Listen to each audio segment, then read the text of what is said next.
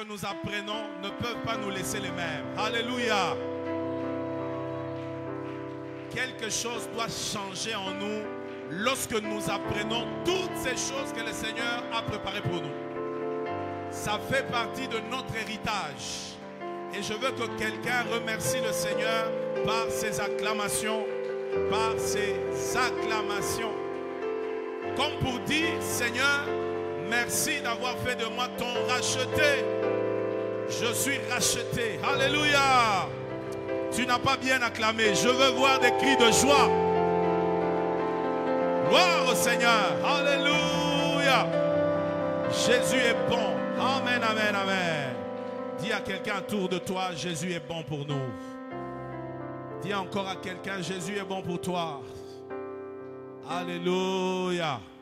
Reprenons nos places. Soyez les bienvenus ce soir. Que Dieu vous bénisse. Amen. Amen. Qui est dans la joie d'être là dans ce séminaire? Qui croit que quelque chose est en train de s'ajouter dans sa foi chrétienne? Que Dieu te bénisse. Qui était là depuis le premier jour? Qui n'a pas manqué un seul jour? Ah, gloire à Dieu. Acclamons le Seigneur pour vous. Amen, amen. C'est bon de commencer, mais c'est mieux d'achever. Amen. Il ne faut pas toujours être dans les camps de ceux-là qui commencent, mais qui ne terminent pas. Dans la vie, il faut toujours commencer et terminer. Alléluia. Tu commences et tu achèves. Ne sois pas toujours dans les camps de ceux qui manquent toujours des opportunités. Ils vont commencer, ils ne vont jamais finir. Ils vont commencer, ils ne vont jamais finir. Des éternels recommencements. C'est bon de commencer et d'aller jusqu'au bout. Amen, amen. Nous rendons grâce à Dieu pour ces moments, ces enseignements, combien capital, combien vrai, des enseignements importants que tout chrétien doit connaître. Tout enfant de Dieu doit connaître. Alléluia. Il ne faut pas avoir une intelligence spéciale pour capter ces choses. Mais il faut juste être un bon enfant de Dieu qui aime la parole de Dieu et qui découvre ces vérités à travers la parole de Dieu. Alors, ce soir, nous allons enseigner en mettant l'accent sur le millénium. Le millénium, vous le savez, c'est le règne de 1000 ans de Jésus-Christ. Amen. Hein? C'est un enseignement qui n'est quasiment plus enseigné. Quasiment plus enseigné.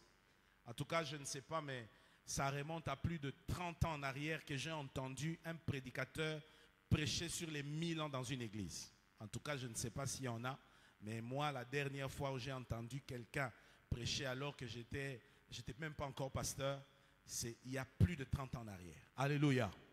Donc, on va parler du millénium qui est quelque chose de très important. C'est le règne de 1000 ans avec Jésus ici sur terre. Nous avons étudié hier la grande tribulation. On a vu que c'est cette période de 7 ans entre l'enlèvement et le retour proprement dit de Jésus. Ainsi, ce soir, avant de commencer mon enseignement, nous allons passer une vidéo. Comme on a pris l'habitude tous les soirs d'avoir des vidéos, on va suivre une vidéo qui va faire un petit résumé, une synthèse. Amen. Hein? Des chrétiens, des enfants de Dieu nous donnent une certaine synthèse des événements des temps de la fin. Comme pour répondre à la question, où va le monde? Alors, on va éteindre la lumière et puis on va suivre. Est-ce que tu es dans la joie? Alors, acclame le Seigneur pour recevoir cette vidéo. On éteint la lumière. Technique, éteignez rapidement, rapidement, rapidement. Et puis, on va nous balancer cette vidéo. Allons-y. Daniel dit qu'à un certain moment de l'histoire, un homme très puissant et intelligent se présentera. Le prophète Daniel dit qu'à un certain moment de l'histoire, un homme très puissant et intelligent se présentera, venant d'une position politique très importante et gagnant la confiance de beaucoup. Cet homme sera celui que les Écritures appellent l'Antéchrist, grâce à son pouvoir de persuasion et à un discours axé sur la paix et la prospérité. L'Antéchrist convaincra les chefs des principales religions de la planète que la meilleure issue pour l'humanité sera la création d'une alliance mondiale qui, selon lui, apportera une harmonie absolue à tous les peuples de la Terre. Et lorsque ce traité de paix sera signé, quelque chose de surnaturel se produira, l'enlèvement. Les gens vivront leur vie paisiblement quand soudain les journaux annonceront la nouvelle suivante. Des milliers de personnes ont mystérieusement disparu dans le monde. On ne sait toujours pas comment ils ont disparu. Il ne reste que leurs vêtements. Les mères sont désespérées car leurs petits-enfants et leurs nouveau-nés ont été enlevés. Que se passe-t-il? De nombreux vols ont été annulés en raison d'accidents où les avions sont tout simplement tombés du ciel. La même chose s'est produite avec le trafic de voitures. Plusieurs accidents se sont produits en même temps dans le monde entier et personne ne peut trouver les conducteurs. Les hôpitaux sont bondés de victimes, mais toutes ne peuvent pas recevoir de soins médicaux car il y a une pénurie de médecins et d'infirmières qui ont également disparu sans laisser de traces. L'apôtre Paul parle de cet événement de l'Église du Christ dans sa première lettre aux Thessaloniciens. Pour ce qui concerne les temps et les moments, vous n'avez pas besoin, frères, qu'on vous en écrive. Vous savez bien en effet vous-même que le jour du Seigneur viendra comme un larron dans la nuit. Car lorsqu'ils diront paix et sûreté, alors une ruine subite les surprendra, comme les douleurs surprennent la femme enceinte, et ils n'échapperont point. Mais quant à vous, frères, vous n'êtes point dans les ténèbres pour que ce jour-là vous surprenne comme un voleur. Vous êtes tous des enfants de la lumière et des enfants du jour. Nous n'appartenons point à la nuit, ni aux ténèbres. Vous êtes-vous déjà mis à penser au chaos que l'enlèvement provoquera dans le monde entier, des millions de personnes qui disparaissent de nulle part? Les caméras de sécurité enregistrent des gens qui disparaissent soudainement sans explication. Ce sera le début de la fin. Pendant ce temps, l'Antéchrist continuera à gagner du terrain et deviendra bientôt le plus grand dirigeant de la planète. Le début de son gouvernement sera de beaucoup de paix, car il convaincra les dirigeants de tous les pays qu'avec lui à la tête de la politique, de la foi et de l'économie, tout ira bien et que tout le monde sera heureux. L'Antéchrist sera un homme très complexe, différent de tous les autres hommes qui ont marché sur la terre un jour. Il sera hautain, mais en même temps très doux. Il aura une posture menaçante, mais il apportera aussi la tranquillité au monde. Sa sagesse et son charisme conquerront tout le monde et feront de lui la personne la plus admirable et la plus aimée de tous les habitants de la planète. Tout cela fera de lui l'homme le plus remarquable et le plus important de tous les temps. Les spécialistes du livre de l'Apocalypse affirment qu'au cours des premiers mois de ce nouveau gouvernement, les Palestiniens reconnaîtront Israël comme une nation et lui accorderont une partie de son territoire afin qu'un troisième temple du Seigneur puisse être construit. En contrepartie, les Juifs concéderont une partie de la ville de Jérusalem afin que la capitale de la Palestine puisse y être créée. Cette alliance avec l'Antéchrist n'apportera toutefois qu'une paix temporaire et superficielle à Israël et à son peuple. Au début, elle sera réconfortante, mais après 3 ans et demi, elle sera brisée et les cris de joie seront remplacés par ceux de détresse. Comme toutes les œuvres de Satan, le bonheur se transformera en douleur et en violence. Ce sera le début de la période de la grande tribulation. En plus, une série de catastrophes naturelles commencera à ravager la Terre. Des forêts en feu, des volcans en éruption, des raz-de-marée, des tremblements de terre et des tsunamis. Tout cela apportera peur et angoisse à tous ceux qui sont restés sur terre. Regardez ce qu'a écrit le prophète Joël. Ah, quel jour! Car le jour de l'Éternel est proche. Il vient comme un ravage du Tout-Puissant.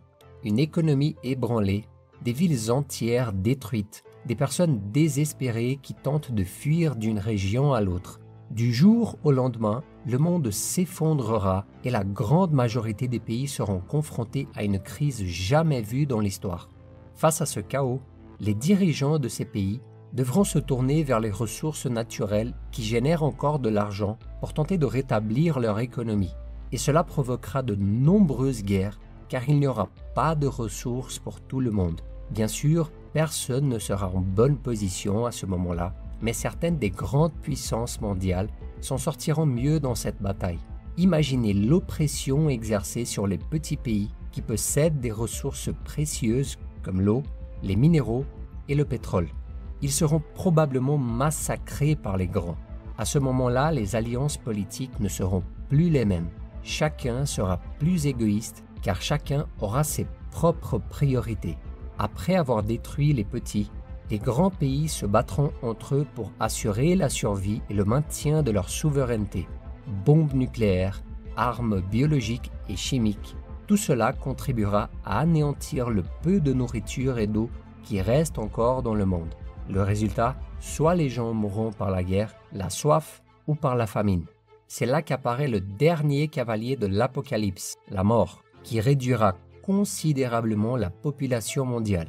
Mais quant aux survivants, ils deviendront des réfugiés, migrant d'un endroit à l'autre, essayant d'échapper au centre des conflits entre les nations puissantes. À ce moment-là, les armées d'invasion attaqueront Israël, mais Dieu interviendra, protégeant son peuple et vainquant les armées d'invasion. Mais pour ce faire, Dieu utilisera un tremblement de terre, une confusion militaire et un fléau accompagné de grêle et de feu. Après ce conflit et la rupture de l'alliance de paix, l'Antéchrist deviendra encore plus puissant et apparemment personne ne sera assez fort pour le combattre. Son arrogance sera si grande qu'il défiera Jésus lui-même, qui reviendra sur terre rempli de la gloire de Dieu et vaincra dans ce qui sera appelé la bataille d'Armageddon. Ensuite, le Christ emprisonnera Satan pendant 1000 ans. Ce sera le temps de la paix et du repos pour les personnes qui restent sur la planète. C'est à ce moment-là que ceux qui ont été tués par l'Antéchrist en raison de leur fidélité au Seigneur seront ressuscités. Lisons ensemble ce qui est écrit au chapitre 20 de l'Apocalypse. « Et je vis des trônes sur lesquels s'assirent des personnes, et il leur fut donné de juger. Je vis aussi les âmes de ceux qui avaient été décapités pour le témoignage de Jésus et pour la parole de Dieu, et ceux qui n'avaient point adoré la bête, ni son image, et qui n'avaient point pris sa marque sur leur front ou à leurs mains. Et ils vécurent et régnèrent avec le Christ 1000 ans. Dès que les 1000 ans seront terminés, Satan sera libéré de sa prison pour séduire les nations qui sont aux 4 coins de la terre, afin de détruire le règne du Christ. La Bible dit que le nombre de soldats de cette armée du mal sera aussi grand que le sable de la mer. Ces nations marcheront vers la ville de Jérusalem, mais Dieu enverra le feu du ciel et les détruira complètement. Satan sera alors jeté dans le lac de feu brûlant avec du soufre, où la bête et l'Antéchrist avaient déjà été envoyés. Ils seront tourmentés jour et nuit pour les siècles des siècles. Dieu se lèvera de son trône et tous se tiendront devant lui. Le livre de la vie sera enfin ouvert et ces personnes, tant les vivants que les morts, seront jugées en fonction de ce qu'elles auront fait durant leur vie. Alors un nouveau ciel et une nouvelle terre apparaîtront enfin, un nouveau monde après le chaos total, une terre où les nouveaux habitants auront une vie éternelle de paix et de joie. Une terre où Dieu est présent parmi eux et où tous vivent ensemble dans un même lieu, un endroit où il n'y a pas de tristesse, de douleur ou de souffrance. Il n'y aura plus de deuil, car la mort n'existera plus. À la fin du livre de l'Apocalypse, le Seigneur vous laisse le message suivant. « Or, voici, je viens bientôt, et j'ai mon salaire avec moi, pour rendre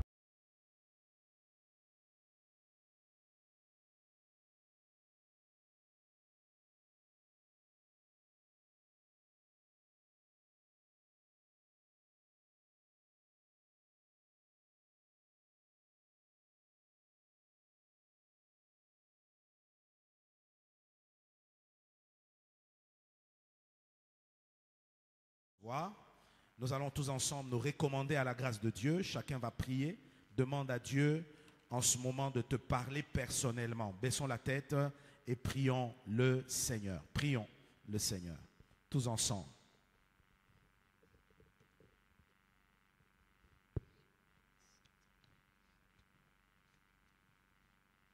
Seigneur, nous voulons ce soir te dire un grand merci.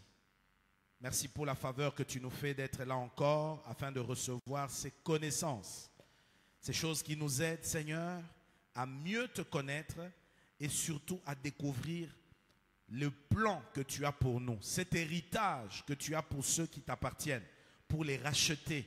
Mais en même temps, tu nous montres comment tu jugeras ce monde, comment ce monde finira, comment ce monde sera détruit. Seigneur, nous prions que ces choses ne nous laisse pas les mêmes, que ces choses nous aident à davantage nous rapprocher de toi, à nous attacher à toi, à t'aimer et à te servir. Bénis, Seigneur, ta parole ce soir. Bénis ton peuple qui s'est rassemblé encore ce soir pour t'écouter et apprendre de toi. C'est entre tes mains que nous nous abandonnons. Au nom de Jésus, nous avons ainsi prié. Ensemble, nous disons Amen. Nous acclamons le Seigneur. Gloire à Dieu, gloire à Dieu, gloire à Dieu. Alléluia. Bien, que le nom du Seigneur soit béni. Alors, ce soir, comme je l'ai dit, dans notre schéma eschatologique, lorsque nous revenons dans les schémas, vous pouvez voir, selon la chronologie des choses, l'événement que nous attendons à partir de maintenant, c'est l'enlèvement de l'Église. Alléluia. L'enlèvement de l'Église. C'est le prochain événement que nous sommes en train d'attendre. Il est situé exactement ici.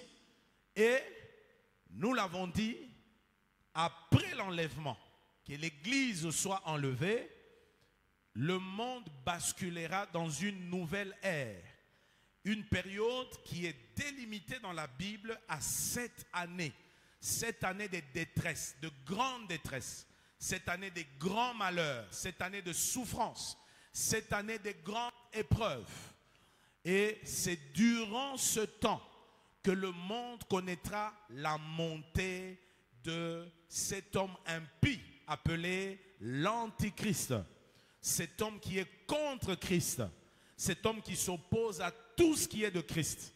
Et vous l'avez vu dans le document qu'on vient de balancer. Ça sera un homme particulier. Ça sera un homme qui réussira à se faire admirer du monde entier.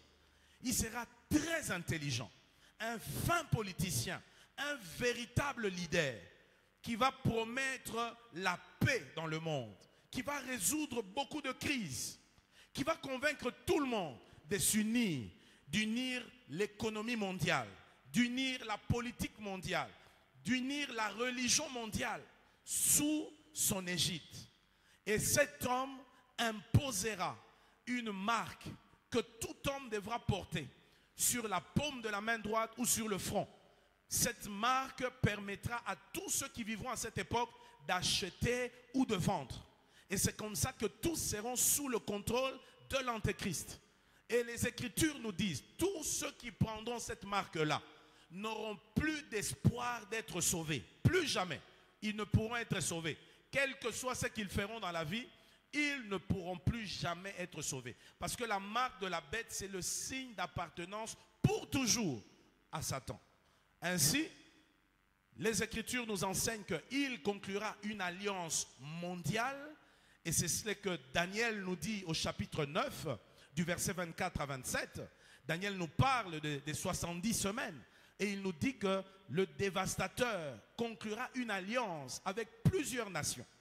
Ça commencera dans le Moyen-Orient, là où vous voyez aujourd'hui Israël, Palestine. Ce secteur-là est un enjeu de tout ce qui va arriver. Voilà pourquoi on appelle Israël l'horloge de Dieu. C'est ainsi que, après avoir conclu une alliance de paix, cette paix sera une fausse paix parce que il va emballer tout le monde, promettant à tout le monde la prospérité, le bien-être. Et vous savez, ça fait partie de la ruse du diable. Même jusqu'aujourd'hui, Satan a toujours promis des belles choses, des bonnes choses. Mais après, les hommes se font toujours avoir. Alléluia.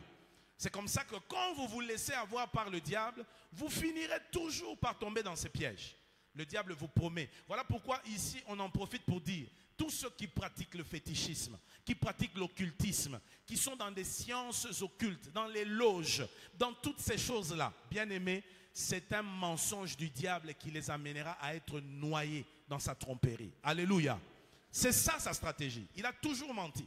Depuis le jardin d'Éden, il a menti à Adam et Ève. Et ensuite, la chute de l'homme est arrivée. Il leur a promis qu'ils seraient plus heureux, qu'ils deviendraient comme Dieu. Mais regardez tous les malheurs dans lesquels le monde est entré à cause du mensonge du diable.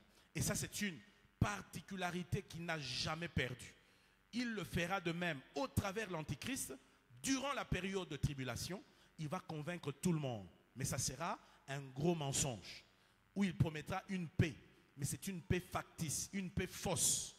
Au milieu de ces 7 ans, à 3 ans et demi exactement, l'Antichrist osera faire une abomination. Il entrera dans le temple reconstruit à Jérusalem et se proclamera Dieu, érigera une idole du dragon là-dedans pour demander à tous de l'adorer. C'est là que Israël s'opposera à lui. Car Israël n'accepte pas d'adoration à d'autres dieux qui est le Dieu d'Abraham, d'Isaac et de Jacob. Vous savez que ça fait partie du premier commandement de Dieu. Tu n'adoreras pas d'autre Dieu devant ma face. C'est ainsi que lui, en se proclamant Dieu, Israël comprendra tout de suite que c'est un imposteur. C'est comme ça qu'Israël lui résistera, se détachera de lui. Et là commencera la deuxième partie des tribulations appelée la grande tribulation.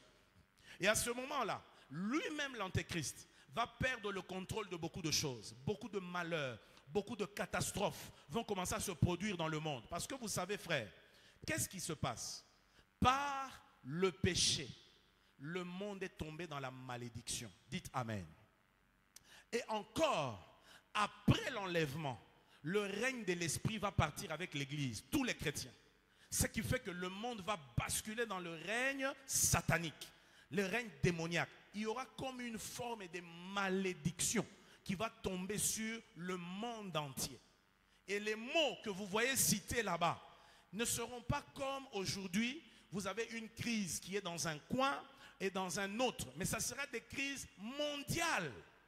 Il y aura des fléaux mondiaux. Le Covid-19 nous a prouvé que le monde entier pouvait être mobilisé autour des crises. Vrai ou faux? Vrai ou faux? Ce qui se passait avec le Covid n'est que le début, bien-aimé. N'est que le début. Ceci nous montre que le monde entier peut être paralysé par des crises. Et toute la terre peut être informée de cela à travers les médias, à travers les nouvelles technologies aujourd'hui. Vous avez vu comment les choses se sont passées. Partout, on annonçait des morts, ça et là, ça et là. Mais les Écritures nous apprennent que pendant la grande tribulation, ces choses-là vont décupler. Ça sera des malheurs comme jamais vu. Et c'est là que vous voyez la Bible parler des sceaux, les 7 sceaux. Vous allez voir, tout à l'heure dans la vidéo, on a parlé du 7e sceau, qui est la mort. La population mondiale mourra en catastrophe. Certains vont mourir des maladies incurables. Et ça va emporter des millions de vies. Il y aura des séismes, des tremblements de terre, des tsunamis.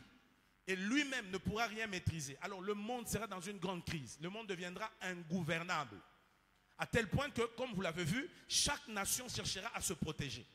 Les plus grands, les nations puissantes, chercheront à dominer sur les petites pour leur voler leurs ressources. Vous savez que ça s'est fait déjà, n'est-ce pas? Ça s'est fait déjà. Les grandes puissances, aujourd'hui, la guerre qui nous a imposée à l'Est, elle est due à quoi? Ce sont les grandes puissances qui sont en train de tout faire pour nous voler nos ressources. Parce que c'est par ces ressources-là qu'ils vivent. Mais cela va s'intensifier. Ils viendront carrément comme ça, ils s'imposent dans d'autres nations.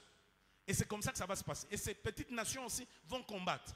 Et il y aura des grandes guerres, les gens vont mourir en masse, ainsi de suite. Et la Bible nous enseigne que pendant ce temps-là, c'est alors que Israël deviendra l'ennemi numéro 1 de l'Antichrist et de toutes les nations réunies. Alors ils se décideront de raser Israël avec tous les saints, tous les croyants, tous ceux qui vont croire en Jésus. Je vous informe que pendant la grande tribulation, il y aura des croyants, des chrétiens, des gens qui auront raté l'enlèvement, des gens qui auront reçu le message de l'évangile, qui se convertiront. Mais le seul problème est que ces personnes-là devront affronter la persécution. Et notez bien, ils ne seront pas sauvés par leur propre sang qu'ils donneront. Jamais. Personne ne peut être sauvé par son propre sang. Ils seront toujours sauvés à cause de leur foi dans l'œuvre de la croix. Dites Amen. Sauf qu'ils ont raté l'enlèvement, mais néanmoins, ils vont retrouver la foi. Mais ça sera difficile. Pourquoi? Parce que le temps de grâce est déjà interrompu. Un peu comme au temps de Noé. Ce qui fait que c'est dans la peine, dans la pénurie, dans la pauvreté, la précarité, le manque que ces gens vont se retrouver. Ils vont courir ça et là parce qu'ils seront pourchassés par l'Antichrist et ses armées. Et voilà que leur détresse sera grande. Vous entendez? Les Écritures disent que les gens vont courir ça et là. Et vous savez, il y a des versets de la Bible qui disent par exemple qu'il arrivera que la détresse sera tellement forte qu'il y a des gens qui vont aller demander à la colline ou à la montagne de tomber sur lui. Des gens qui vont commencer à prier pour qu'il meure. Autant mieux mourir que vivre ces atrocités-là. Vous imaginez, quand quelqu'un commence à demander à la mort de le prendre, ça signifie qu'il est au bout. Amen. Hein? Il y aura des gens comme ça. Il y aura aussi une grande famine, pas seulement de nourriture, mais de la parole de Dieu. Parce que la parole de Dieu ne se prêchera pas.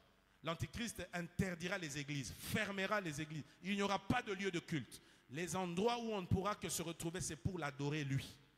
Et voilà que les vrais chrétiens de cette époque, avec Israël, se retrouveront dans une grande détresse. Et c'est là que l'Antichrist va défier Christ. Il proférera des injures contre Christ. Il déclarera des abominations contre Christ en demandant à Christ où est-ce qu'il est en face de son peuple qui meurt. Il utilisera ce discours-là pour montrer la faiblesse des chrétiens, la faiblesse d'Israël.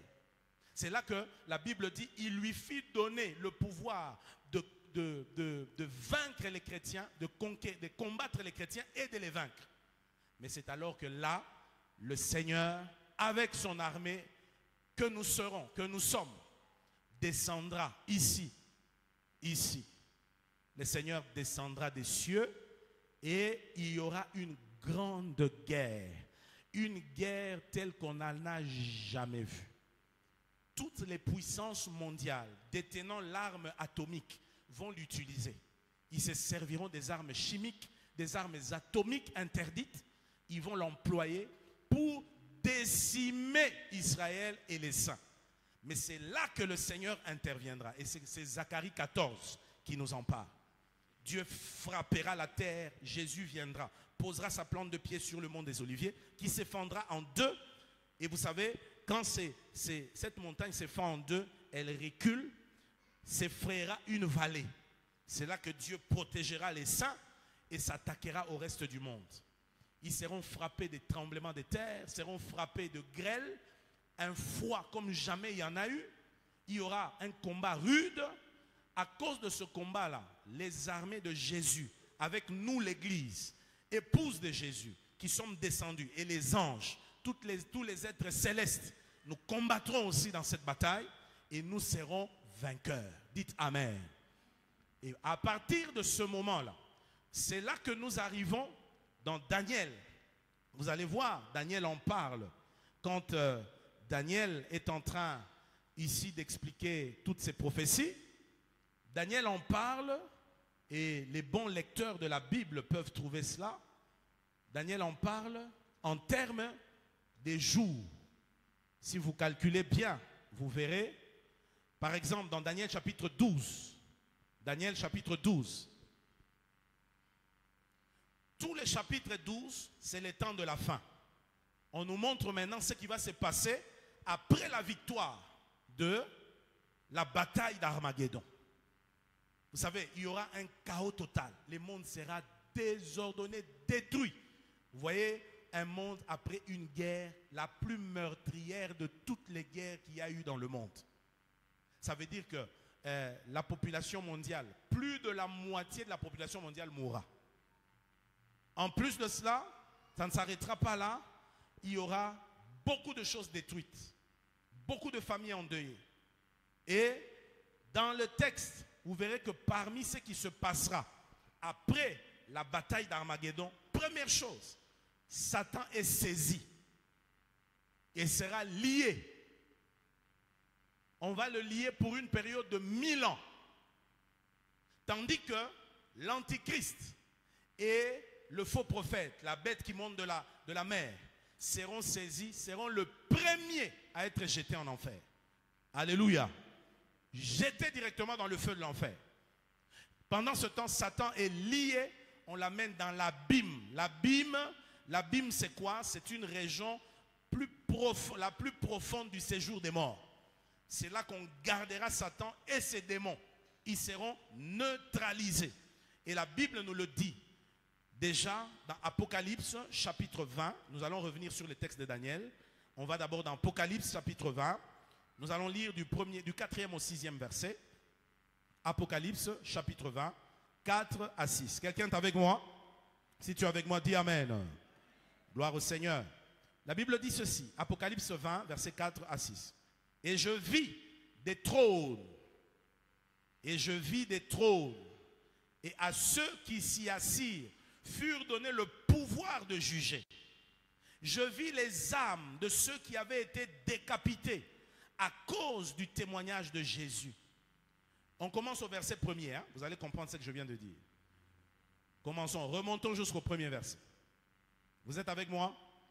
Vous êtes avec moi? Alors, Apocalypse 20, à partir du premier verset. Puis, je vis descendre du ciel un ange. Je vis descendre du ciel quoi? Un ange. Retenez ça. Qui avait la clé de l'abîme et une grande chaîne dans sa main. Il saisit le dragon, le serpent ancien qui est le diable et Satan, et il le lia pour 1000 ans. Il le jeta dans l'abîme, ferma et scella l'entrée au-dessus de lui, afin qu'il ne séduisît plus les nations, jusqu'à ce que les 1000 ans fussent accomplis. Après cela, il faut qu'il soit délié pour un peu de temps. Et verset 4 maintenant que nous lisons, et je vis des trônes, et à ceux qui s'y assirent furent donnés le pouvoir de juger. Et je vis les âmes de ceux qui avaient été décapités à cause du témoignage de Jésus et à cause de la parole de Dieu, et de ceux qui n'avaient pas adoré la bête ni son image, et qui n'avaient pas reçu la marque sur leur front et sur leurs mains. Ils revinrent à la vie, et ils régnèrent avec Christ pendant 1000 ans. Alléluia. Les autres morts ne revinrent point à la vie jusqu'à ce que les 1000 ans fussent accomplis. C'est la première résurrection. Heureux et saints ceux qui ont part à la première résurrection.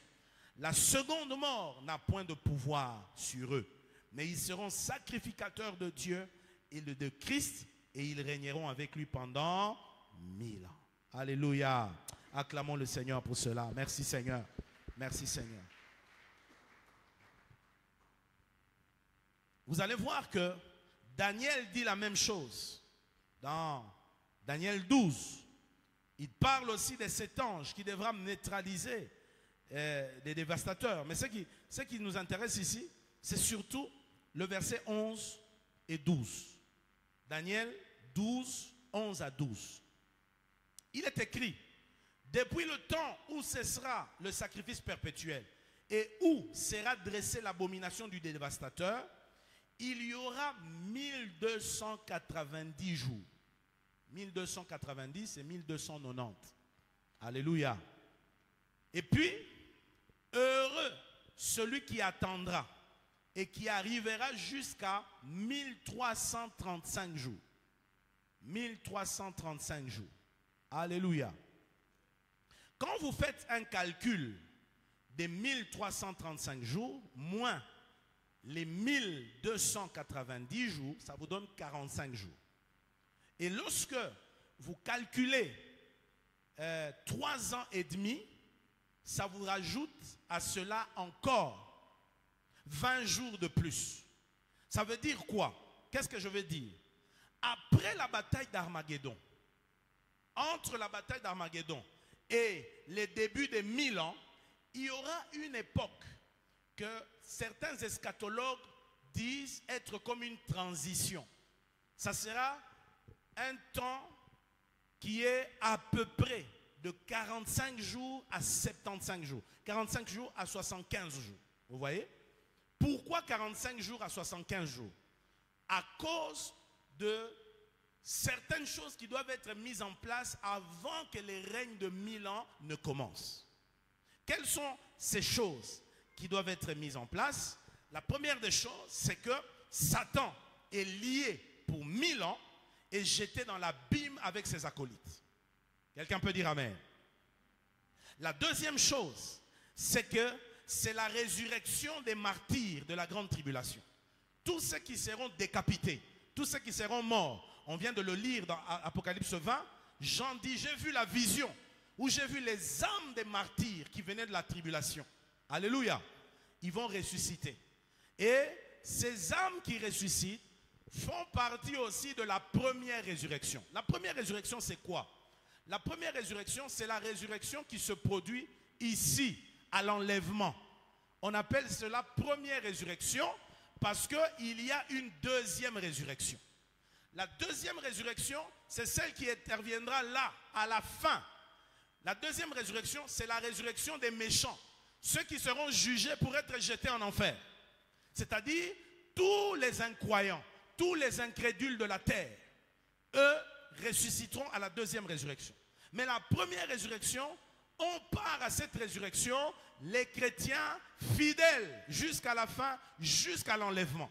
Quelqu'un peut dire amen. Alors, qu'est-ce qui va se passer?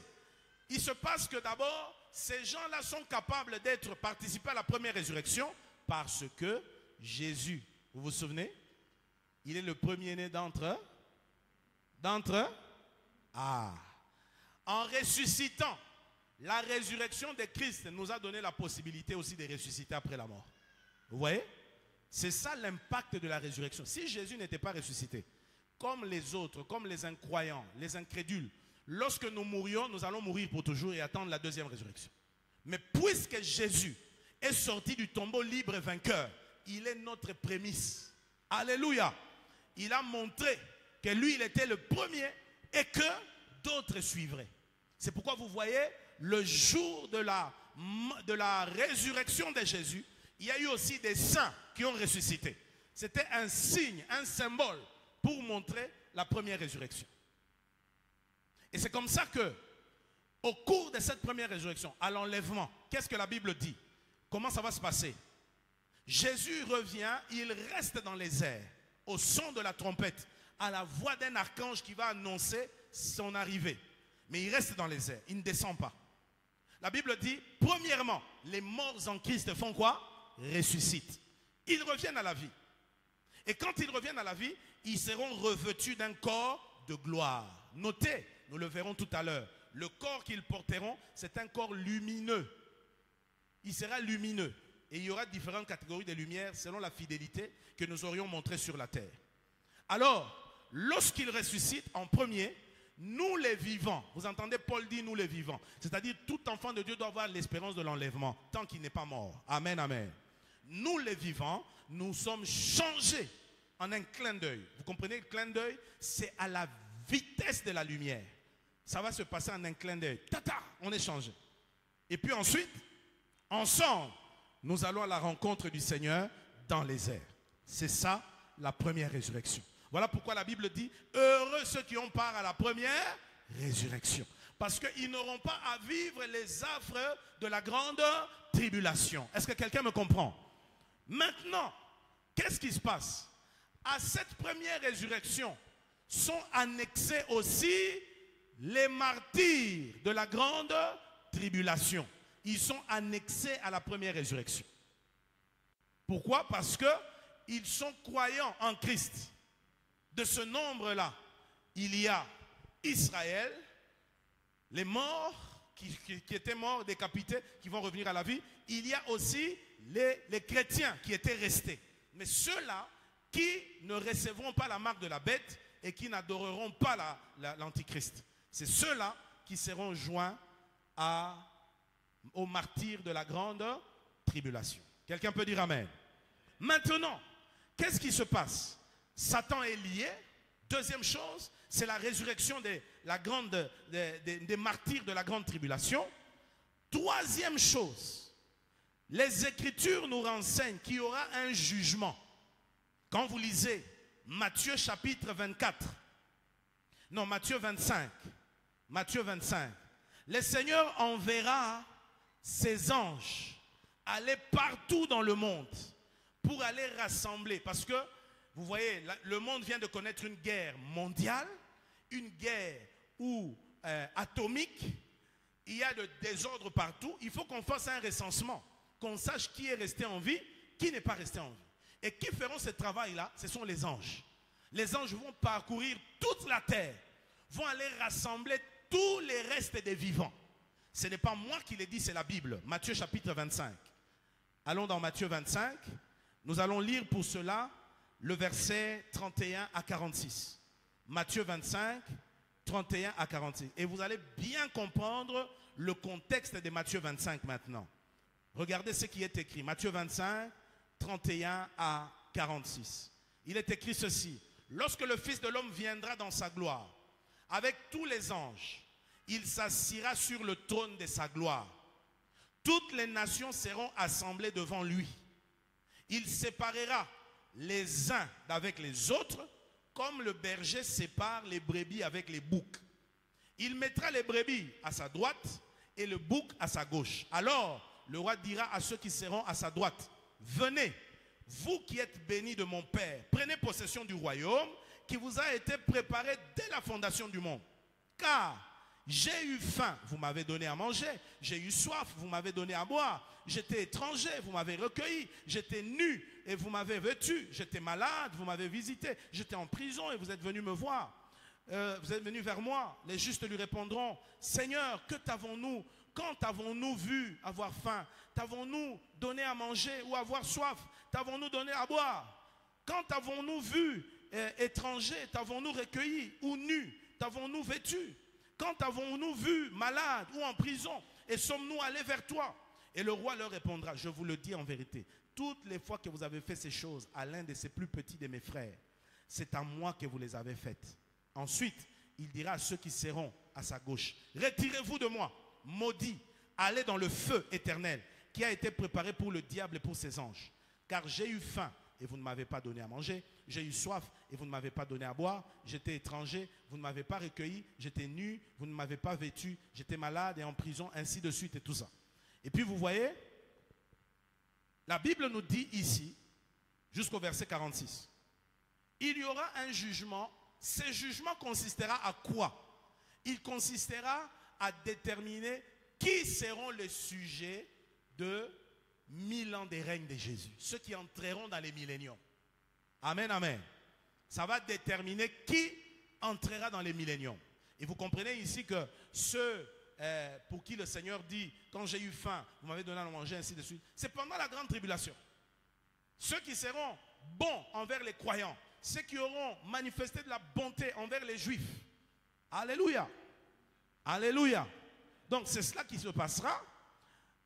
Ensuite, il y aura la cérémonie des couronnements de Jésus à Jérusalem. On va couronner Jésus comme roi. Vous savez, c'est quand même terrible. Hein? Les plus grands rois qu'ont représenté tous les rois en Israël, ils représentaient la royauté de Jésus. Mais le plus grand des rois, c'était Jésus, le Messie, qui n'a jamais été couronné. C'est à cette occasion qu'il sera couronné. Amen, amen. Comme son investiture, comme étant le roi du monde. Ça sera en direct depuis Jérusalem. Dites amen. Une cérémonie incroyable. Et posez-moi la question, où est-ce que nous serons? L'épouse de Jésus. Toujours à côté de Jésus. Jésus a dit, je viendrai vous chercher, vous prendre pour que là où je suis, vous y soyez. Ça veut dire qu'on ne se détachera plus jamais de lui. Partout où Jésus ira, nous serons là. Partout où il entrera, nous serons là. Quelle bénédiction! Acclame le Seigneur pour cela, frère. Alléluia! Alléluia! Gloire au Seigneur. Ainsi, bien aimé, vous voyez que pendant ce temps, maintenant, il va se passer des choses incroyables. Alléluia. Quand vous lisez dans Apocalypse 20, qu'on vient de lire, du verset 1er jusqu'à 7, vous allez remarquer que 6 fois on répète le règne de 1000 ans, le règne de 1000 ans, le règne de 1000 ans, le règne de 1000 ans, le règne de 1000 ans, le règne de 1000 ans, le règne de 1000 ans. Dans la Bible, quand une vérité est répétée déjà 2 fois, il faut s'arrêter. Mais là, c'est combien de fois? 6 fois. C'est pour vous dire que le règne de 1000 ans est une réalité. Ça fait partie des événements des temps de la fin. Dites amen. Ainsi, le règne de 1000 ans de Jésus, ça sera une période de paix sur toute la terre. Il y aura une paix, imaginez-vous, Satan n'est plus là. Ces démons ne sont plus là, ils n'opèrent plus. Vous imaginez? La terre est en paix. La paix est totale. Totale. Ça sera un règne de justice et d'équité. Nous avons des versets de la Bible. Ésaïe chapitre 2. Ésaïe 2 déjà nous le dit. Et puis, nous allons aller dans Ésaïe 11. On commence avec 2. Ésaïe 2, 2 à 4. Ésaïe en a parlé déjà dans l'Ancien Testament, plusieurs siècles avant. Écoutez ce qu'Ésaïe dit. Il arrivera dans la suite des temps. Bien-aimés, écoutez-moi bien. Chaque fois que vous lisez dans la Bible la phrase, il arrivera dans la suite des temps. Il arrivera dans la suite des temps. Sachez que cette phrase-là fait référence au millénium, aux 1000 ans du règne de Jésus. Dites Amen. Il arrivera dans la suite des temps. La vérité que ces versets-là, c'est pour les 1000 ans. Mais aujourd'hui, il y en a qui se permettent de tordre ça. Il arrivera dans la suite des temps que la montagne de la maison de l'Éternel sera fondée sur le sommet de montagne. Qu'elle s'élèvera par-dessus les collines et que toutes les nations y afflueront. Des peuples s'y rendront en foule et diront, venez, montons à la montagne de l'Éternel, à la maison du Dieu de Jacob, afin qu'il nous enseigne ses voies et que nous marchions dans ses sentiers. Car de Sion sortira la loi et de Jérusalem la parole de l'Éternel. Il sera le juge des nations, l'arbitre d'un grand nombre de peuples. De leurs glaives, ils formeront des hoyaux et de leurs lances des serpes. Une nation ne tirera plus l'épée contre une autre et l'on n'apprendra plus la guerre. Quelqu'un peut dire Amen. Alors notez ici, la maison de l'Éternel, Sion, on dit de Sion sortira la loi. Elle sera au-dessus de toutes les montagnes. C'est-à-dire quoi? Il va se passer quelque chose d'extraordinaire. Sion, c'est la montagne où la cité de David se trouvait. Une montagne que David a acquise, vous voyez, au prix des batailles. Il a combattu pour avoir cette ville de Jébus, et qui est devenue plus tard assimilée à Jérusalem. Sion, ça sera la plus grande montagne. D'après les écrits, ça sera comme un phénomène dans une science-fiction.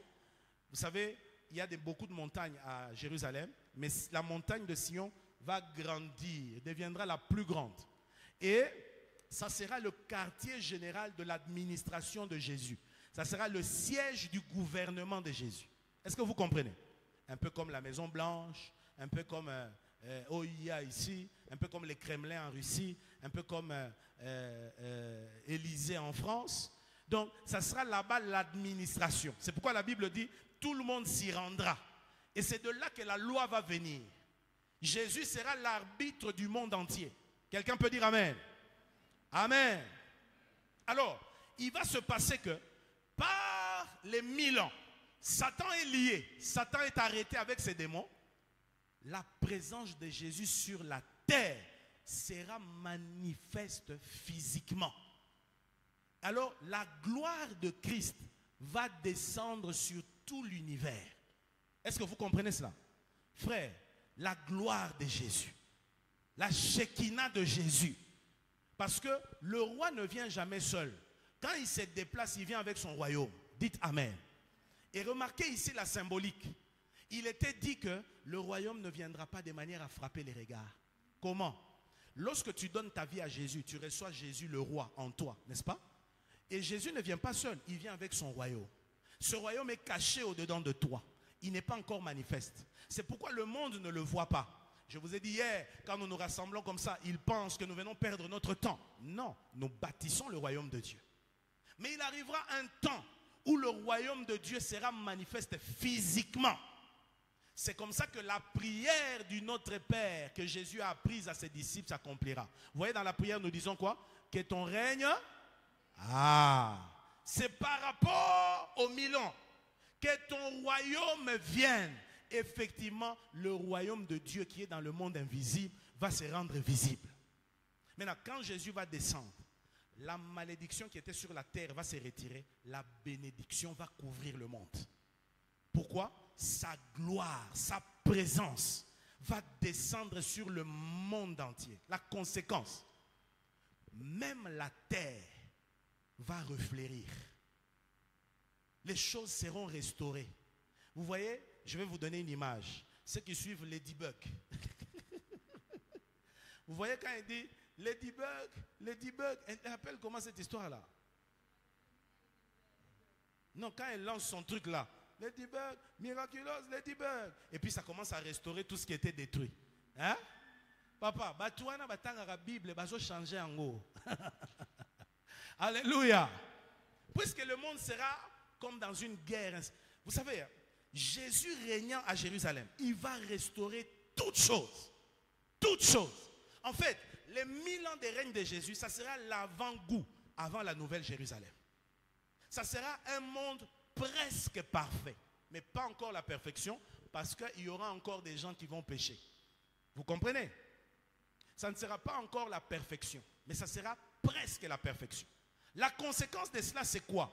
C'est que on va remarquer beaucoup de changements. Par exemple, il y aura la justice partout. À cette époque, il n'y aura plus de prisons. Parce que les gens ne vont plus voler. Dites Amen. Il n'y aura plus d'hôpitaux. Les gens ne tomberont plus malades. Pourquoi? La gloire de Jésus est sur la terre. C'est là que Ésaïe 33, 24 va s'accomplir vraiment. Dans son pays, aucun habitant ne dit « Je suis malade ». Dites Amen. C'est là que ça s'accomplira parfaitement. Aujourd'hui, c'est partiel. On a quelques guérisons, un peu de bonne santé, mais après, mais là-bas, ça sera parfait. Les hôpitaux, on n'aura plus besoin. Parce que sa présence est sur la terre. Je vous dis que la présence de Jésus, c'est la bénédiction. C'est pourquoi, bien aimé, il faut réaliser. Tu portes Jésus en toi. J'aime ces cantiques-là. Je porte en moi le maître du salut. Je porte en moi celui qui n'échoue jamais. Je porte en moi celui qui vit. Et la chose s'accomplit. Et la chose s'accomplit. Je porte en moi, allons-y ensemble. Je porte en moi le maître du salut. Le maître du salut. Je porte en moi. C'est lui qui n'échoue jamais. C'est lui qui n'échoue jamais. Je porte en moi. Je porte en moi. Celui qui dit un mot. Et la chose s'accomplit. Et la chose s'accomplit. Et la chose s'accomplit. Il est vivant. Il est vivant. Vivant. Vivant. Que Dieu bénisse notre soeur. Alléluia. Il agit encore. Il agit. Vous savez que Dieu aime la chorale de tout le monde. Il est vivant. Sors ta voix. Vivant. Il agit encore. Il agit en moi. Il est vivant. Vivant. Vivant. Il agit en moi. Il agit encore. Alléluia. Est-ce que quelqu'un peut acclamer le Seigneur? Oh, c'est merveilleux, c'est merveilleux, c'est merveilleux. Bien-aimés, je vous dis, moi-même qui compose ces enseignements, il y a des moments où j'arrête, je vais prier, je dis Jésus, Jésus, Jésus. Quand je réalise ce que sa présence sur la terre va apporter, la présence de Jésus, c'est la neutralisation de Satan. La présence de Jésus, c'est la bonne santé pour tous ces sujets. La présence de Jésus, c'est la justice égalitaire pour tout le monde. La présence de Jésus, on dit à cette époque, les gens ne seront plus portés à pécher. Là où sa présence règne, sa sainteté est là. Les gens vont plutôt commencer à se plaire à faire du bien aux autres. Dites Amen. Ça sera un règne presque parfait. C'est là qu'on va connaître des choses miraculeuses et merveilleuses. Alléluia. Par exemple, tous les sujets vivront la longévité et la prospérité. Il n'y aura pas de pauvres et des indigents. Les gouvernements de Jésus. Voilà un vrai chef d'État. Quand il prend le pouvoir, son peuple n'a plus faim.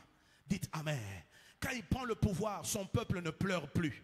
Jésus donnera une correction à tous les leaders du monde. Tous ces voleurs ici qui volent là à gauche, à droite, à travers le monde.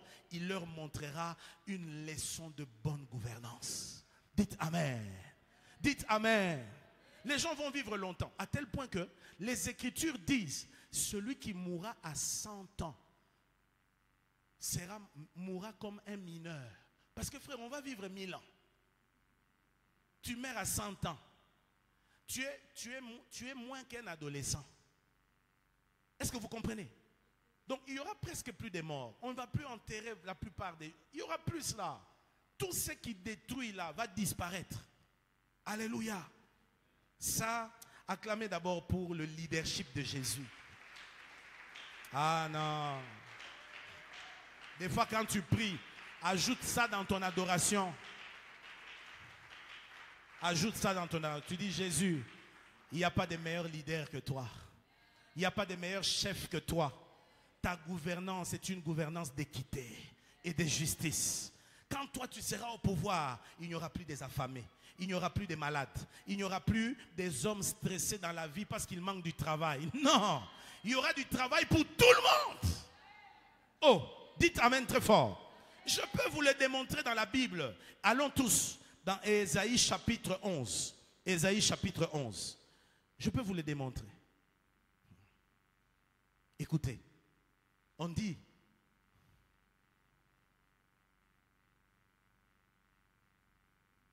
À partir du premier verset. Puis un rameau sortira du tronc d'Isaïe. Un rejeton naîtra de ses racines. L'esprit de l'Éternel reposera sur lui. Esprit de sagesse et d'intelligence. Esprit de conseil et de force. Esprit de connaissance et de crainte de l'Éternel. Il respirera la crainte de l'Éternel. Il ne jugera point sur l'apparence. Il ne prononcera point sur un oui-dire. Mais il jugera le pauvre avec équité. Et il prononcera avec droiture sur le malheureux de la terre. Il frappera la terre de sa parole comme d'une verge. Et du souffle de ses lèvres, il fera mourir les méchants. La justice sera la ceinture de ses flancs. Et la fidélité, la ceinture de ses reins. Écoutez, conséquence de la présence de Jésus. Jésus va diriger avec une verge de fer. Amen, amen. Si on t'amène à Jérusalem, devant lui, on dit cet homme est un criminel. Il a pris la femme d'autrui. Sur place, on te frappe la verge, tu meurs. Parce qu'il n'est pas toléré les mal. Jésus sera intraitable avec les mal. Là où il règne, il ne peut pas y avoir le mal. Dites amen. C'est pourquoi les méchants qui oseront faire le mal mourront tout de suite. Il y en a qui mourront des crises eux-mêmes. Il fait un mal, il meurt. Parce que la présence de Dieu est une présence de pureté et de sainteté. Elle ne supporte pas le mal. Dites amen. Dites amen très fort. Et vous savez, cette présence de Jésus sur la terre ira même toucher le monde animal. Il va pacifier le monde animal. C'est pas moi qui l'ai dit. Allons-y au verset 9. Que dit la Bible? Non, commençons au verset 7. La vache et l'ours auront un même pâturage. Frère, vous imaginez? Vache nanani, bazolia bangonyonso matiti. Ah! À cause de quoi? La Shekinah de Jésus sur la terre. Dites amen. Quand Jésus est là, l'impossible devient possible. Dites amen fort. On dit la vache et l'ours auront un même pâturage. Leurs petits, un même gîte. Donc ils vont se retrouver dans un même endroit pour dormir. Le lion est comme le bœuf, mangera de la paille. Lion a remanolé à ma titi, frère. Acclamons le règne de Jésus. C'est beau ça. 8. Le nourrisson se battra sur l'antre de la vipère. Bébé a outi obotama. Akosakana amateli vipère. Vipère a osale logote. Orobanga soute mwana nyoka koswe. Nyoka koswa te parce qu'il recevra des ordres du commandant en chef. Personne ne fera le mal à qui que ce soit. Dites amen. Ça c'est magnifique, hein? Alléluia. Et l'enfant, c'est vrai, mettra sa main dans la caverne du basilic, c'est-à-dire d'un animal sauvage.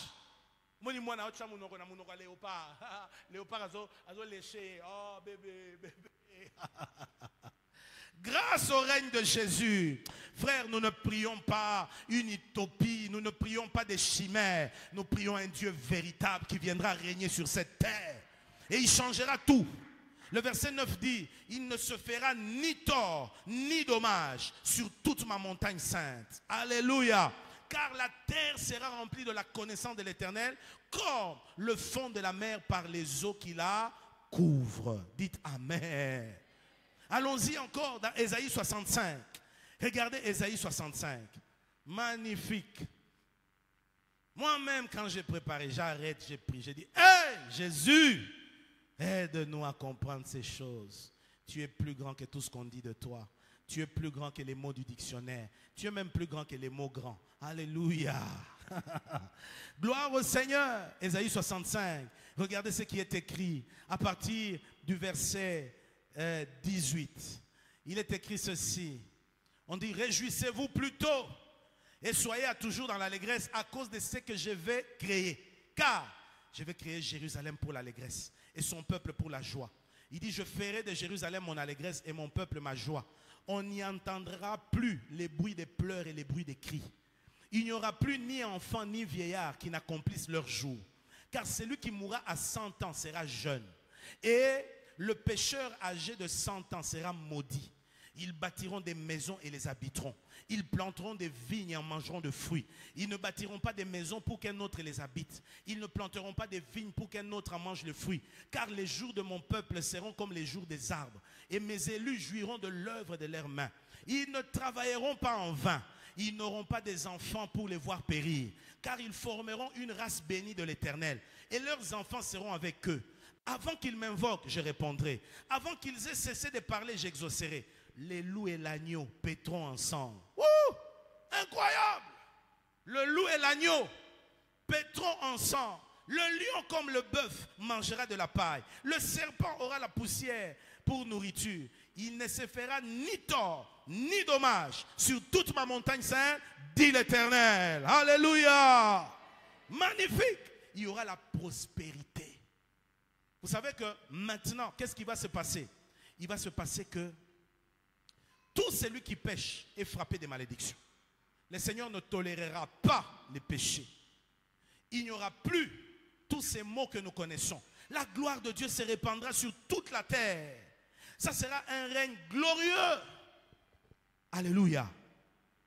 On dit, les nations du monde d'un commun accord serviront l'Éternel. Ça, c'est Sophonie qui dit ça. Vous voyez? Il n'y aura plus de férocité entre les animaux. C'est la paix universelle. Aucun gouvernement ne dominera sur un autre humain. Personne. Amen, amen. Très peu de morts. Très peu de morts. Les gens auront la bonne santé. Écoutez, Ésaïe 33, verset 24. Ah, combien je soupire après ça. Vivre dans un corps sans maladie. Il n'y en aura pas là-bas. Dites amen. Quand il vient là, tous ces insectes-là qui causent la maladie, interdit d'inoculer la maladie. On dit, à cette époque-là, aucun habitant ne dira, je suis malade. Vous voyez? Aucun. Tout le monde jouira de la bonne santé. Il y aura très peu de morts, très peu. Il y aura de la joie partout sur la terre. Les gens seront heureux. Les gens seront contents. Imagine-toi, tu travailles, tu gagnes ton argent, tu es heureux. Parce que ici, il faut maintenant diviser une chose, nuancer. Nous, l'Église, nous aurons de corps glorieux. Amen. Et les corps glorieux, lumineux, ce sont des corps qu'on aura reçus selon 1 Corinthiens 15. L'apôtre Paul nous montre cette distinction-là.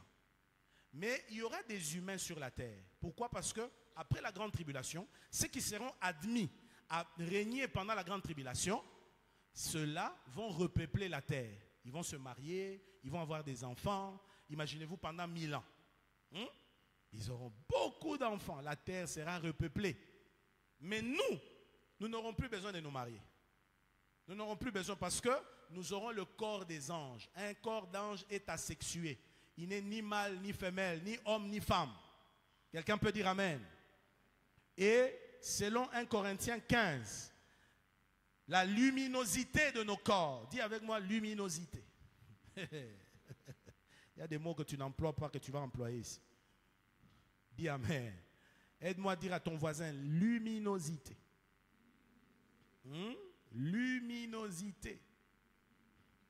Amen. Écoutez ce que Paul dit au verset 35, 1 Corinthiens 15. Mais quelqu'un dira, comment les morts ressuscitent-ils? Et avec quel corps reviennent-ils? Insensé. Ce que tu sèmes ne reprend point vie s'il ne meurt. Et ce que tu sèmes, ce n'est pas le corps qui naîtra. C'est un simple grain de blé peut-être ou quelque autre semence. Puis, Dieu lui donne un corps comme il lui plaît. Et à chaque semence, il donne un corps qui lui est propre. Toute chair n'est pas la même chair, mais autre est la chair des hommes, autre est celle des quadrupèdes, autre est celle des oiseaux, autre est celle des poissons. Il y a aussi des corps célestes. Il y a aussi quoi? Il y a aussi des corps célestes et des corps terrestres. Mais autre est l'éclat des corps célestes, autre est celui des corps terrestres. Autre est l'éclat du soleil, autre est l'éclat de la lune, autre est l'éclat des étoiles. Même une étoile diffère en éclat d'une autre étoile. Ainsi en est-il de la résurrection des morts. Le corps est semé corruptible, il ressuscite incorruptible. Il est semé méprisable, il ressuscite glorieux. Il est semé infirme, il ressuscite plein de force. Il est semé corps animal, il ressuscite corps spirituel. S'il y a un corps animal, il y a aussi un corps spirituel. Quelqu'un peut dire Amen. Amen. Acclamons le Seigneur pour cet héritage. C'est ton héritage en Jésus-Christ. J'ai dit c'est ton héritage en Jésus-Christ. C'est ton héritage en Jésus-Christ. Un peu comme dans les films de science-fiction. Vous voyez d'une part des humains avec un corps physique et de l'autre des êtres avec des corps lumineux. Et ceux qui auront les corps lumineux, ce sont ceux qui règnent avec Jésus. En fait, ce sont ceux qui font partie des autorités. Il suffira que tu croises un humain sur la terre, il te voit avec la lumière. Il sait, ah, ça c'est une autorité. Mes respects, excellence. Alléluia. Oui, Tokozala, moi j'aime le mot en lingala. Loba simananga, bokulaka. Tokozala bokulaka. Dites Amen. Tokozala bokulaka. Et puis, parmi nous, comme la Bible dit, tout le monde n'aura pas une lumière comme le soleil. Vous savez que le soleil brille plus que tous les astres, n'est-ce pas? Et puis, il y en a qui auront la lumière de la lune. La lune, c'est un peu moins. Et puis, il y en aura qui auront la lumière des étoiles. Un peu petit. Ça, c'est pas la Bible. Il y a un moto à l'école. Yo linga osali la nzambete yo oya ka l'église obuka bakiti moto à l'école. Dis à son voisin yo sala relo côté pendant nzambe moto à l'école. Ozo lekesika bo bazo tuta yo po ba omonote mwinda wana ezo salate. Mais mususu ozana mwinda le projecteur comme le soleil glorieux, il passe bazo kaokelae bazo kaokelae ba ebi que celui-là il fait partie de l'épouse de Jésus-Christ. Acclamons le Seigneur. Wouh! Seigneur, merci pour le millénium. Merci pour les 1000 ans. C'est là que Apocalypse 5:10 va s'accomplir. Il a fait d'eux un royaume et des sacrificateurs. Et ils régneront sur la terre. Pas au ciel. Ici, on va régner. Moi, je demanderai la permission au Seigneur. Il tourne à quartier na cola. Il faut sentir que alléluia. Gloire au Seigneur. Quelqu'un est-il béni par ces choses? Il y aura la justice, la prospérité. Les gens ne manqueront de rien. Tout le monde aura ce qui lui suffit pour la vie. Vous voyez? Et on va représenter l'autorité de Jésus. Partout où nous serons. Et c'est ainsi que la majorité d'êtres humains vivront comme des êtres célestes. Ceux qui auront aimé Jésus durant leur vie, qui lui auront servi. Alors, cette vie-là, donc, les gens, les humains vont continuer à vivre. Ils vont se marier. Nous allons assister à certaines cérémonies de mariage. Bango baza ba corps humain, bisoto ba corps glorieux. Et le corps glorieux, il n'a pas besoin des clés pour ouvrir une porte et passer. Il traverse le mur. Est-ce que on t'invite dans une réunion, tu n'as pas besoin d'entrer par la porte. Tu entres, tu es là. Et puis vous imaginez, on va voyager comme ça à la vitesse de la pensée. Aux États-Unis, dans 5 minutes. À Washington. Je vais déjeuner à Washington. Je veux me reposer au sud de la France, à Nice. Je vais dîner à Tokyo, au Japon. Et puis, je dors la nuit à Katmandou. Alléluia! On en rit, mais c'est la vérité, frère. C'est la vérité. Ce règne-là se fera. C'est comme de la folie. C'est comme une science-fiction. Mais pourtant, cela est vrai. Dites Amen. Dites Amen très fort. Mais, il arrivera que les 1000 ans toucheront à leur fin. Parce que depuis qu'Adam et Ève ont péché, le bonheur éternel n'est plus la demeure de cette terre. Ça sera 1000 ans. Et à la fin des 1000 ans, les Écritures nous disent, Apocalypse 20, on retourne à Apocalypse 20, versets 7 à 9. Apocalypse 20, 7 à 9. Alléluia. Quand les 1000 ans seront accomplis, Satan fera quoi? Tipuana. Quand il est relâché de sa prison, 8. Et il sortira pour séduire les nations qui sont aux 4 coins de la terre, Gog et Magog, afin de les rassembler pour la guerre. Leur nombre est comme le sable de la mer. Verset 9. Et ils montèrent sur la surface de la terre. Ils investirent les camps des saints et la ville bien-aimée. Mais un feu descendit du ciel et les dévora. Alléluia. Revenons sur les schémas. On va voir ça. C'est représenté. Un feu. Les Écritures décrivent ça comme un feu. Certains disent que ça sera un tonnerre. Et vous allez caquer. Et petit bango bango nyoso kao. C'est cela. Ici. C'est ce qu'on appelle la révolte ou la bataille de Gog et Magog. Ici. Donc vous voyez, Jésus règne 1000 ans. Il règne avec justice. Il règne avec équité. Les hommes sont heureux, sont dans le bonheur. Mais une fois que Satan est relâché, Satan va séduire. Il y a quand même quelques-uns qui vont encore croire en Satan, s'opposer à Jésus. C'est pour vous dire l'homme. L'homme est ingrat. L'homme est méchant. Et pourquoi le Seigneur va libérer Satan? C'est parce que le Seigneur veut se rassurer que tous ceux qui vont entrer avec lui dans la gloire éternelle, dans la nouvelle Jérusalem, ce sont des gens qui l'ont choisi volontairement et qui sont prêts à refuser toute proposition de Satan. Parce qu'il y aura des hypocrites. Voyant que tout le monde sert Jésus à Jérusalem, eux aussi vont commencer à suivre par hypocrisie. Et vous savez, les hypocrites, on en a toujours. C'est comme dans une assemblée comme ça, ce n'est pas tout le monde qui vient avec des motivations du Seigneur. Il y a des gens qui vont le faire parce que si je reste à la maison, on va me traiter de sorcier. Alors il faut aller prier. Mais en réalité, lui-même n'adhère pas à ces choses. Lui-même n'y croit pas. Et Satan va aller titiller les cœurs de ces gens-là. Il va encore séduire. Il va tellement les convaincre que tous vont s'assembler, ils vont devenir une armée. On dit leur nombre sera comme les sables de la mer. Ce sera des millions de personnes qui vont se révolter contre Jésus. C'est pour vous dire que partout où il y a les biens, avec l'aide du diable, il y aura toujours des gens qui vont trouver les mal. Est-ce que vous me comprenez? Des gens vont dire, ah Jésus en a longwa, et le romo pas salité. Abongisi eloronine, abongisi eloronine, asalinine, asalinine. Bakondi maete.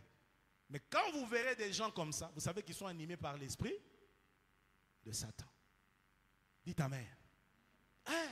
Partout où sont les hommes, vous allez toujours voir, il y a des gens qui sont ennemis des biens. Ils n'aiment pas le bien. Ils croiront agir pour le bien en faisant le mal. Et ceux-là vont aller avec Satan, direction où? Jérusalem. Attaquons Jérusalem. Là où se trouve l'administration de Jésus. On va déstabiliser son règne. La Bible dit quand ils vont se rassembler, arrivant à Jérusalem, un feu descendra du ciel, les dévorera. Dites Amen.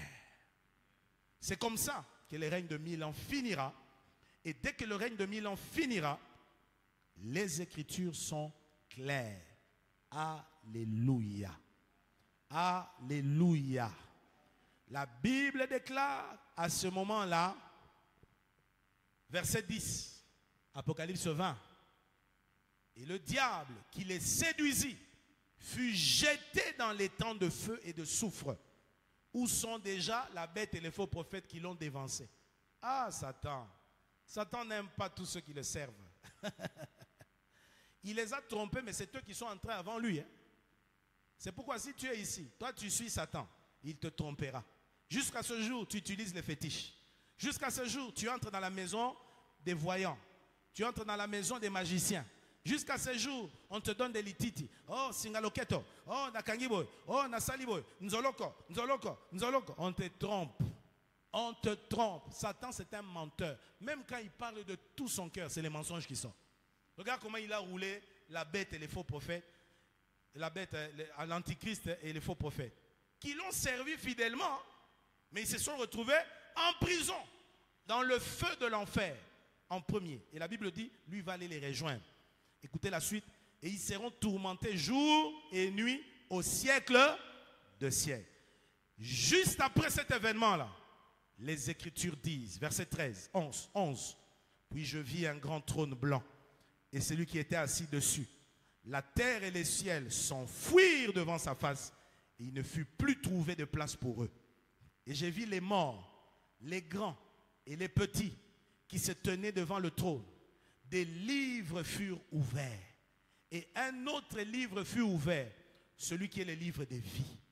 Et les morts furent jugés selon leurs œuvres, d'après ce qui est écrit dans ces livres. La mer rendit les morts qui étaient en elle. La mort et le séjour des morts rendirent les morts qui étaient en eux. Et chacun fut jugé selon ses œuvres. Et la mort et le séjour des morts furent jetés dans les temps de feu. C'est la seconde mort, les temps de feu. Quiconque ne fut pas trouvé écrit dans le livre de vie fut jeté dans les temps de feu. Quelqu'un peut dire Amen. Oh, dis Amen très bien. Dis Amen très fort. Il y aura un jugement à la fin de tout à travers le schéma. Que voyons-nous là-bas? Là, c'est ce trône-là. Jean dit, j'ai vu, après qu'on ait intercepté Satan et ses acolytes, il y a un trône. On appelle cela le jugement dernier. Ou encore, le jugement du trône blanc. On l'a déjà enseigné dans cette église. C'est ça, ce jugement qui va déterminer maintenant. Ce sera le jugement de tous les êtres humains. Ceux-là qui n'ont pas encore été jugés. Vous savez que nous avons été jugés déjà, n'est-ce pas? Quand est-ce qu'on a été jugés? Quand est-ce que nous, chrétiens, on a été jugés? Hein? Non? Personne n'a réussi.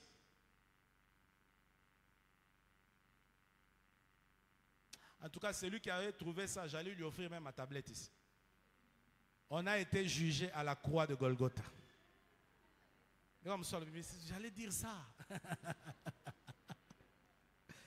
Le jugement s'est passé à la croix. Or, à la croix, il ne mourait pas pour lui-même, mais il mourait pour nous.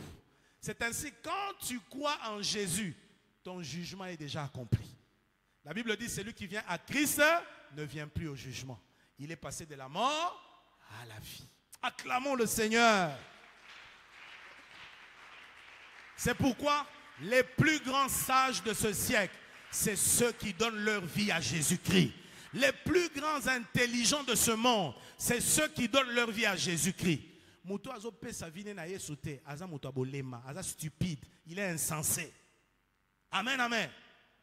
Parce que c'est la plus grande sagesse. Et c'est une manière de souscrire à une police d'assurance pour ton éternité. Est-ce que tu m'entends? Amen, amen. Tu es sûr de l'éternité. C'est ainsi qu'à ce moment, nous sommes où? Nous sommes avec le Seigneur sur des trônes, assis, en train d'assister au jugement, comme les membres du jury. Tozawan. Tu vas reconnaître certaines personnes que tu as connues peut-être, mais qui seront dans ces camps-là. Ça sera peut-être chez toi, un voisin, un membre de famille qui n'aura pas donné sa vie à Jésus. Parce qu'on dit la mort va rendre tous ces morts. Les séjours des morts. Même celui qui est mort dans un avion, ça a explosé, on n'a jamais retrouvé le corps. La mort va rendre ces gens. Ils doivent revenir à la vie pour être jugés. Et la Bible dit, des livres furent ouverts. Livre, il y a quoi là-bas? Toute ta vie. Toi qui ne connais pas Christ.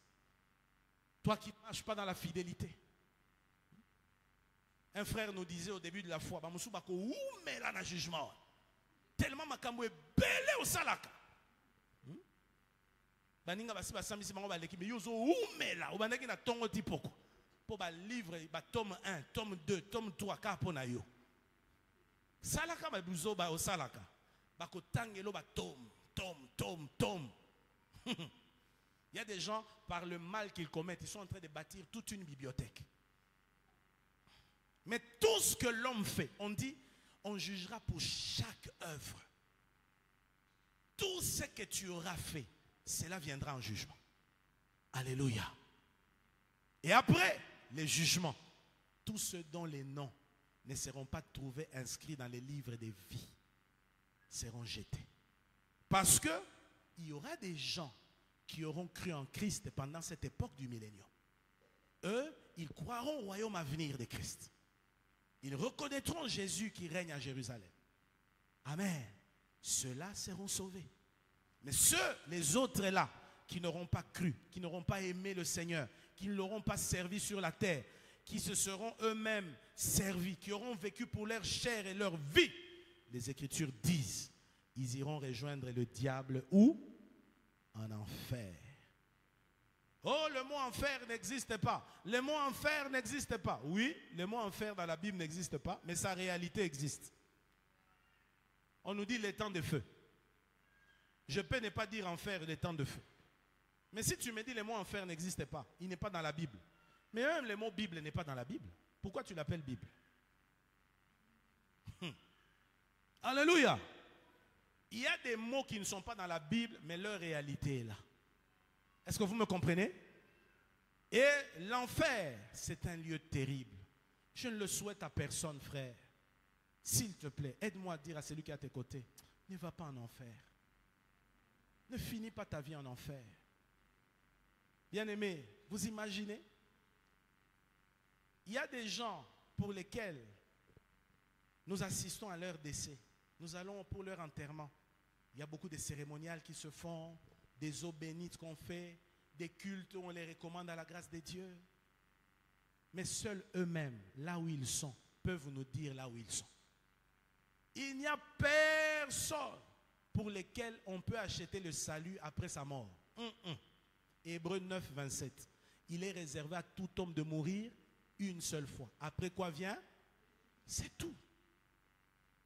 Tu n'es pas en Christ. Ce qui t'attend après, tu te réveilleras à la seconde mort. C'est le jugement. Et ceux qui seront jugés là, c'est pour être condamnés. Mais nous aurons été sauvés. Déjà. Qu'est-ce qui est plus facile? C'est plus simple de donner sa vie à Jésus et d'y croire. Et une fois que tous ceux dont les noms n'est pas trouvé dans les livres de vie sont jetés dans la fournaise ardente de feu, dans les temps de feu, les Écritures nous disent, Dieu, dans sa sagesse infiniment variée, fera quoi? Le Seigneur va rouler la terre et les cieux comme un tapis. Vous voyez cette terre ici? C'est un tapis, frère. C'est un tapis. C'est un tapis dont Dieu seul connaît le secret. La Bible dit, il roulera cela. Il roulera les cieux. Il va les jeter en enfer. Cette terre que Satan a corrompue sera jetée.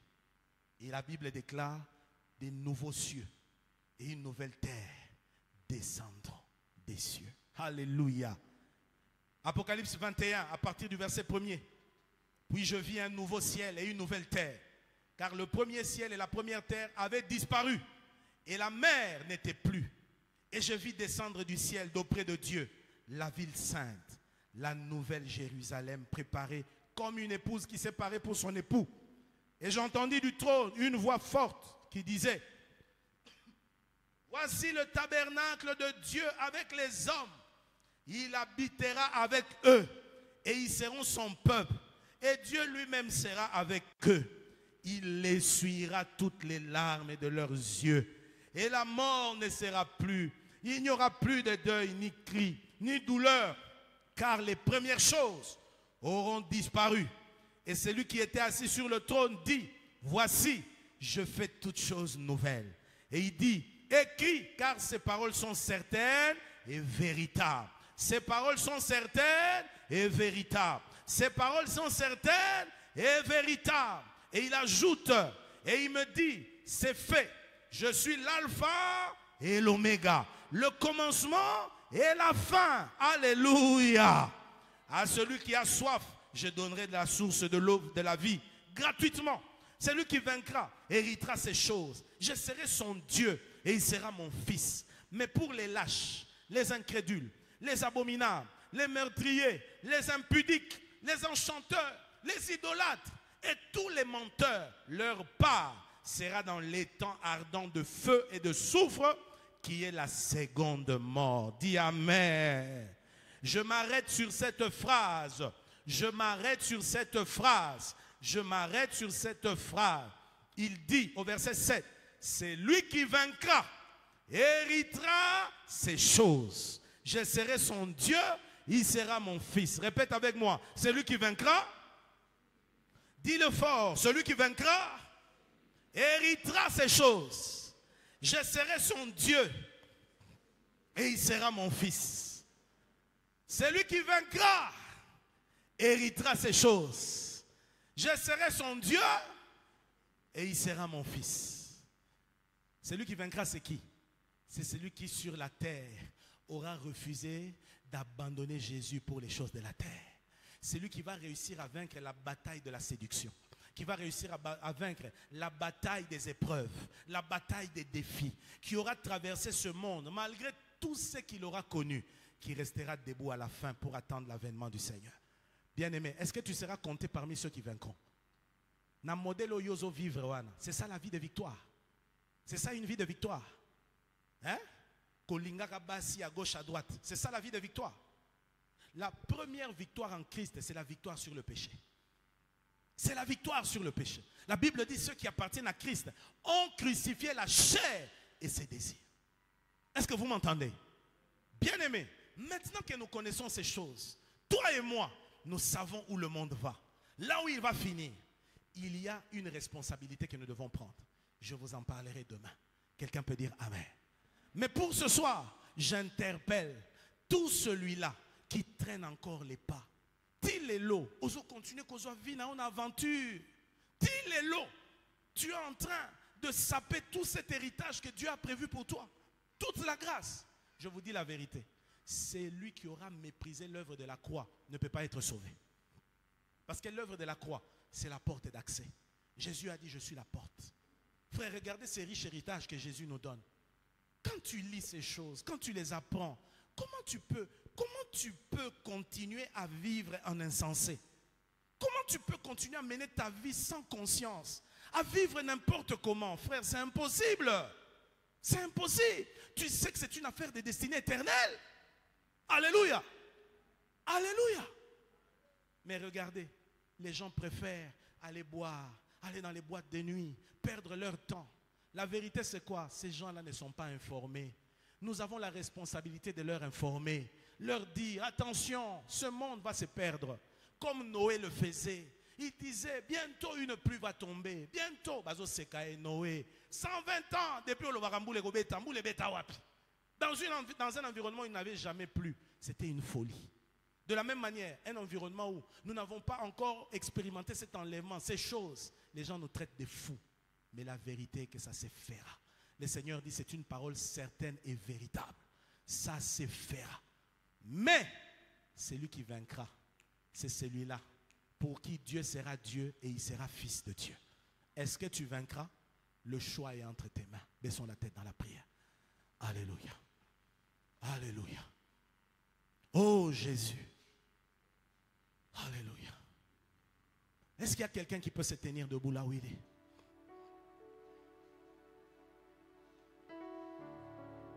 Je ne voudrais pas t'embarrasser, mais il y a des décisions que tu dois prendre. Toi comme moi, nous savons qu'il y a des décisions que tu dois prendre. Tu dois prendre. Ce séminaire ne peut pas passer et te laisser le même, frère. Si ce séminaire passe, tu ne prends pas de décisions. Je crains pour ta vie. Je crains pour ta vie. J'ai appris du Seigneur que la dernière chose que Dieu envoie pour sauver l'homme, c'est sa parole. Quand la parole de Dieu qu'il a envoyée ne peut plus te changer, Dieu n'a plus rien pour toi. Dieu n'a plus rien pour toi. Amen. Et la parole faite chair, c'est Jésus. C'est pourquoi après Jésus, il n'y a plus d'autres sauveurs. Regardez tous ceux qui finiront dans le feu éternel. Pourquoi ils y finiront? Parce qu'ils auront rejeté la parole faite chair. Tu es ici. Reçois cette parole. Ouvre ton cœur. Donner sa vie à Jésus, ce n'est pas la prière que tu fais simplement d'acceptation. Non. On dit dans 1 Corinthiens 8, au verset 2, ce qu'on attend, non, 1 Corinthiens 4, ce qu'on attend, verset 2, ce qu'on attend d'un administrateur, c'est qu'il soit trouvé fidèle. Alléluia. Ce qu'on demande d'un dispensateur, un dispensateur c'est un administrateur, c'est que chacun soit trouvé fidèle. En fait, Dieu ne nous demande pas quelque chose de grave. Donne ta vie à Jésus, reste fidèle jusqu'au bout. C'est tout. C'est tout. Mais regardez en contrepartie l'héritage qu'il nous promet. Des milliers de choses qui commencent maintenant et qui vont jusque dans l'éternité. Qu'est-ce qu'il nous demande de grave? C'est pourquoi les gens, une des choses qui torturera la pensée des hommes en enfer, c'est leur mémoire. Quand ils se souviendront que, mais comment je me suis retrouvé ici? Pourtant ces choses m'étaient enseignées. Pourtant ces choses, on me les avait dites. Vous savez, quand vous tombez dans un malheur, mais vous êtes conscient que vous saviez que ce n'est pas ce que vous deviez faire pour ne pas arriver là. Mais malheureusement, vous êtes arrivé. Vous êtes torturé dans votre cœur de savoir que vous avez été insensé. Et les gens qui seront en enfer grinceront le dent. Leur vie ne sera que triste pour l'éternité parce qu'ils auront raté l'opportunité. Baissons nos têtes dans la prière. Tu es ici. Tu n'as pas encore donné ta vie à Jésus. Frère, sœur, le Seigneur t'appelle. Si tu es là, tu veux prendre cet engagement. Lève ta main là où tu es. Je veux me rassurer que tout celui qui est ici a une alliance avec Christ. C'est une question de vie ou de mort éternelle. Et je n'insisterai pas. Je n'insisterai pas ce soir. Deuxième chose, j'aimerais dire, tu as donné ta vie à Jésus, mais est-ce que tu es fidèle? Est-ce que tu es fidèle? Est-ce que tu marches dans la fidélité? Quand tu regardes ta vie chrétienne, est-ce qu'on peut dire que ça c'est une vie chrétienne fidèle? Bien-aimé, si ce n'est pas le cas, je t'en prie, demande la grâce de Dieu. Implore le Seigneur maintenant. Là où tu es, lève tes deux mains et mets-toi à prier. Mets-toi à implorer la grâce.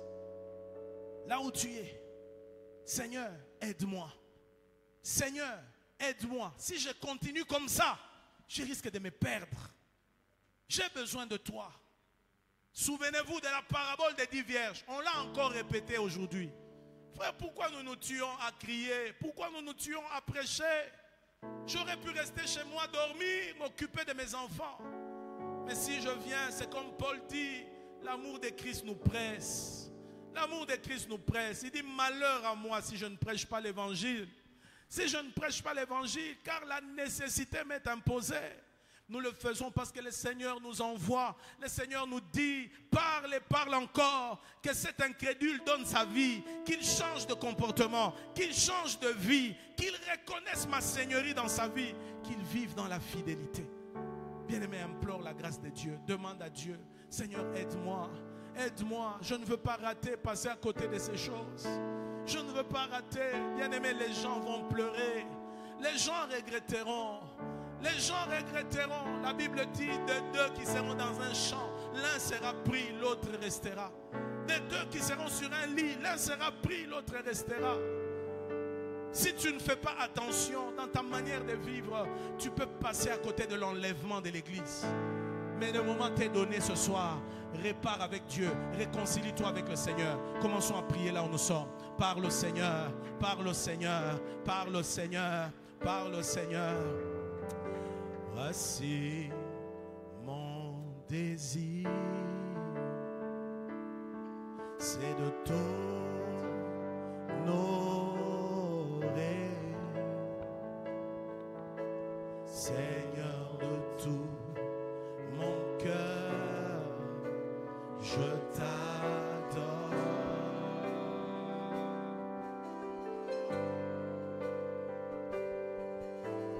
Tout ce qui est en moi te donne gloire. Tout ce que je cherche est en toi.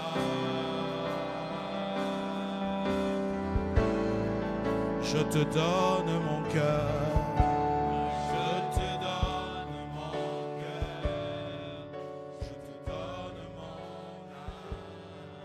C'est pour toi que je vis. Je veux vivre pour Jésus. Je veux vivre pour Jésus. Je veux vivre pour Jésus. Je veux vivre pour Jésus. Alléluia.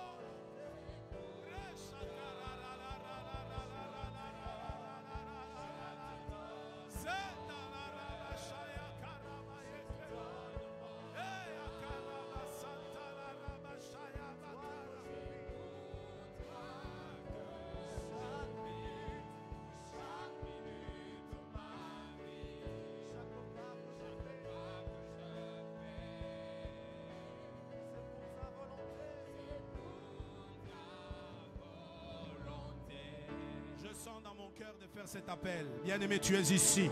Tu es en cet endroit. Tu es chrétien. Tu aimes le Seigneur.